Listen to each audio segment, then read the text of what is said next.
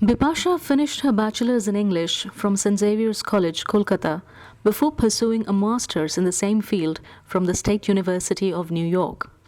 On finishing her degree, she joined a major translations firm in New York, where she spent a little less than a year coordinating the translations of multi-faceted medical and biological research projects. She then joined Queen's College as a research coordinator, where she oversaw the running of a longitudinal study on ADHD precursors in preschool children, funded by the National Institute of Health. Her next step was into the field of industrial psychology when she joined a consultancy firm working on employee engagement and experience. This firm was then acquired by one of the biggest HR firms in the world, and Bipasha has continued her journey with this company for over 9 years now. Currently, Bipasha is the operations director for employee experience in the growth market regions, namely LATAM, IMETA, APAC, etc. Hi everyone. I am glad to be able to give you a glimpse today into what my work entails, especially from the point of view of communications. If you were to ask me what, according to me, helps one reach certain crucial career milestones in the corporate world, then my answer would be the following. In general, expertise in your field that will help you get your foot in through the door and rise through the first couple of ranks. However, any further foray into the much more, the coveted management roles is all around stakeholder management. And the mainstay of that is excellent communication abilities. And of course, along with that, really good social skills. And the better you are at these, the easier the climb will be. But I say this mainly from the point of view of a management position. Even for someone looking to excel in a purely technical field of work, communication remains a mainstay.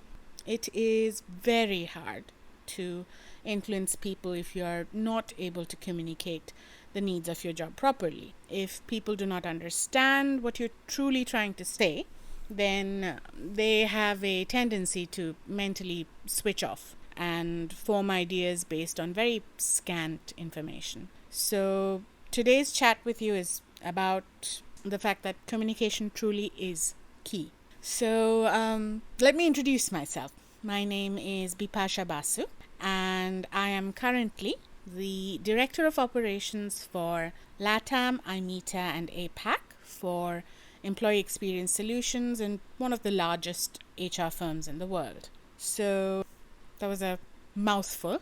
Let's break down a few things about my job description there. The company I work for, it's involved in advisory consultancy as well as service and product implementations.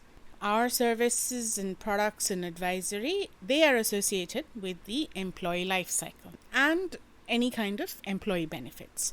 So those can be around health or wealth or career. So the health part concentrates on employee health benefit offerings and advisory. Wealth usually helps companies manage their financial portfolios, including things like employee pension funds. And career helps companies with employee career solutions like engagement surveys, employee retention, compensation, and so on. I work in the careers arm, and my specialized area of focus is employee engagement. So when working in a consulting firm, most of the job roles are client-focused and they're oriented towards selling our advice and services to our clients. I have previously been in such a role, but as my career has progressed, I found my talent lay in the overseeing of the implementation and delivery of our products and services. So now I oversee the entire operations aspect of our business in the regions I mentioned. So I oversee LATAM, which is Latin America, IMETA, which is India, Middle East, and Africa, and APAC, which is Asia Pacific. So basically everything except North America and Europe falls under my scope. The biggest way I would say this job position has influenced me is the ability to learn to work with these three vast regions and constantly communicate and work with a minimum of 15 to 20 countries at any given point of time. Now, before I talk further about my current job role, let me give you a quick overview of what all has led to this point in my career. So Professor Chaudhary and I have known each other since school and have studied the same subject, but we had divergent career paths. While Professor Chaudhary has pursued academics, I chose to end my study of literature after my master's in the US and joined the workforce straight away because staying in academics was not really my forte. I started out as a project manager in a global translation company headquartered in New York City. This was my first foray into opening up my communication abilities to work not only with my American colleagues, but also with translators all across the world. Next job was for a US government-funded research study, which gave me, particular knowledge and skills to work with red tape, associated with any kind of complex organizations and the kind of communication skills that you pick up from that. And then finally was this consulting firm where I have spent almost more than 9 years now. My work experience, both past and present, has given me a very well-rounded experience, I would say, of working with people from all across the world. Their particular nuances, work habits, and especially social cues, which are picked up the more you communicate with them. My work has led me to work with clients and colleagues from across the world. So, in North America, I've worked with both Canada and US. In South America, I've worked with Mexico, Argentina, Brazil, Colombia, Chile. In Europe, I've worked with Poland and United Kingdom. Then moving further east, South Africa, Saudi Arabia, UAE, both Pakistan and India. And then, of course, the whole gamut of Asian countries as well as Australia. Just the sheer number of countries there will give you an idea of how many different kinds of interaction that it can lead to and how many different kinds of work methods you get used to as well. It's certainly eye-opening. So we've heard what the work is about. We've heard about who we are working with. So now let's take a look at what does day-to-day communications at my work look like. So we'll start with emails. Bulk of our everyday communication involves emails. There are anywhere around 150 emails that you need to look through and address depending on priority. So prioritizing is perhaps the most important thing, and how you respond back to them is definitely an acquired skill. For example, when addressing emails where the person has raised a problem, an issue, or a mistake which needs some kind of rectification, right? In those emails, when answering back, never take the burden just on you or on your group. It is always a collective, and we always put it under a general we rather than an I or an us. Every situation has multiple factors influencing it, hence in general it is always addressed with a we. Getting to the point in emails as quickly as possible, especially if you're within the company, is a very good idea. Putting your ideas or thoughts in short sentences that are bulleted, that's the best way to go about it so that the reader can focus. Also, another interesting thing that I've noticed, so email communications now are better started with something like a "Hi, John," rather than a "Dear John." So dear is kind of seen to be a more archaic form of address.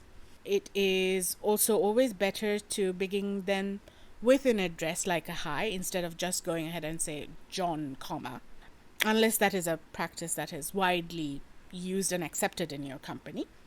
because it can be seen as a bit rude. And the other very, very crucial thing about emails is that it is considered a paper trail. So for any kind of follow-up purposes, emails are what you go back to. And that is why all agreements and sign-offs are always on email. And although every company nowadays has like an internal communicator, like a Skype, we tend never, ever to agree to important sign-offs or anything important over those. Even if we're having a phone conversation or an in-person conversation, we always still write an email to get a written sign-off.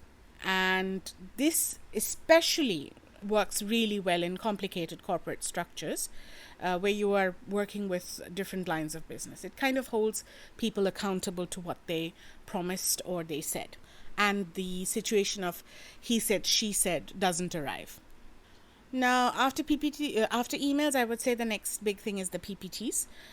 These are the main vehicles of information transmission to both your clients and to even other groups of colleagues within the company. When you're entering a company, either as an analyst, so you'd probably have between 0 to 3 years of experience, or as a senior analyst, where you would probably have anywhere between 3 to 5 years of experience, it could mean that you would basically be working on data and creation of these PowerPoints. And it's considered your main work deliverable or work output. Creating these, it does need the ability to help simplify complex concepts and simplify them into either simple graphics or infographics, but also keeping in mind today's short attention span of everybody, understanding how, by putting a certain information in a certain way, you can make it remain behind in the memory of the observer. So becoming a good communicator through PowerPoints is a very critical skill. Next one would be your Zoom meetings. Now, with the pandemic hitting all of us and our work environments, everything had to be switched to an online format very quickly. So from client meetings to brainstorming sessions, everything switched to this. And the transition has been an interesting one. Some of the things you instantly become aware of for internal brainstorming sessions is that two people cannot speak at the same time about their ideas. It becomes impossible to hear the other person. This can give sometimes unfair advantage to those who like to speak and present themselves up front every time. So in order to counteract this, a whiteboard where ideas can be put forward simultaneously and voted on by group members has kind of turned out to be a very handy application that we're using on Zoom meetings now for communication. So it's kind of giving the shyer members of the group an avenue to put forward their ideas. Now, another very crucial thing for these is whether Zoom meetings or in person, having a prepared agenda is probably the most handy tool you can use to communicate the topics you will be covering and how many of those need to be discussed and decided on during that meeting itself. It can help you set deadlines for decision making, as well as assign work to different members attending the meeting. It becomes invaluable for follow-up. Although, it might seem like a very archaic manual form of communication, almost a comms dinosaur, but believe me when I say that Zoom meetings can easily go off the rails and off topic. So having this kind of a communication document handy is indispensable. Other forms where communication is key is conferences and networking.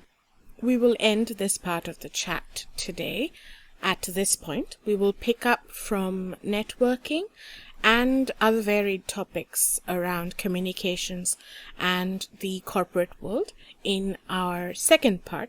So thank you and goodbye.